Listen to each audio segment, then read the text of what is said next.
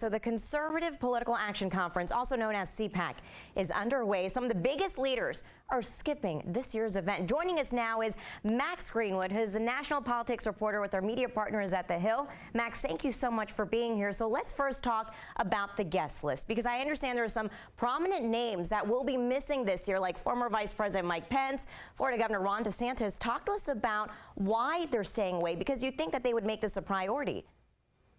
Well, I think in past years it has been a priority for anyone that wants to run for president. I think that being said, ever since 2016, when Donald Trump first won the presidency, he's kind of remade this whole thing in his own image. So it's a really friendly crowd. Matt Schlapp, the president of the group that puts on CPAC, is a close Donald Trump ally. His wife, Mercedes Schlapp, worked in the Trump administration. And just, the sheer, the crowd there, the attendees are kind of your typical Donald Trump devotees. I mean, these are people that are flying in from across the country, paying for flights, hotel rooms, conference tickets.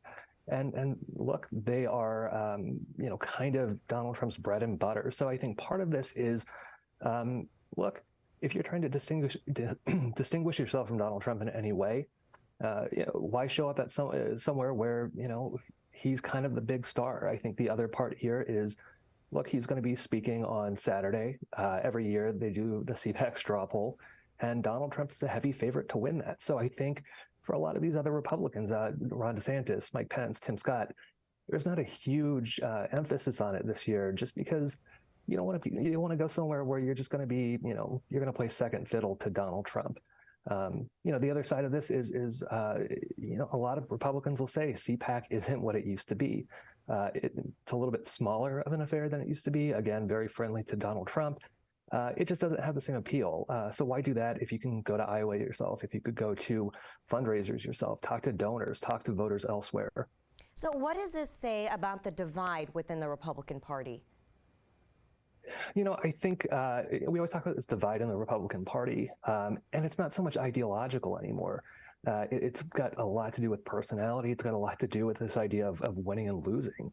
So I think you have people like Ron DeSantis, Mike Pence, Tim Scott, that are trying to, take some of Donald Trump's ideas, take that populist right-wing ideology, and give it a more palatable face, right? These aren't people that are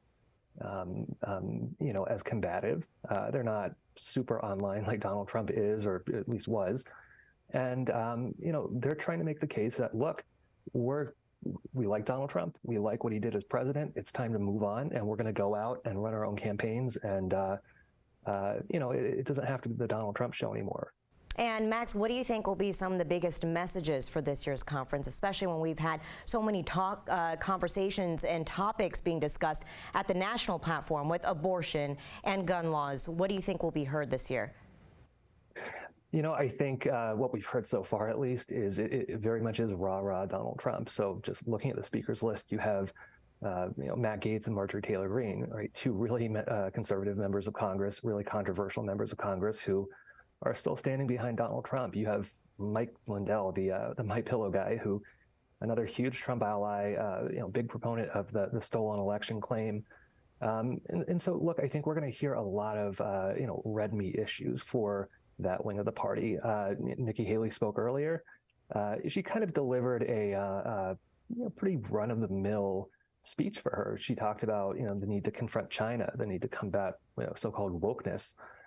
She brought up her call to give a mental competency exam to politicians over the age of 75. And I should note that it was kind of greeted with silence. And I think it's because it's seen as a slight dig at Donald Trump. He's 76 years old. He would be, I think, 78 by the time he's sworn into the White House again. So, look, I think you do have a group of people that want to pitch a different message, that want to be unique and reach out to the grassroots in their own way. But look, for now, these are Donald Trump loyalists, and I'm not sure they want to hear it.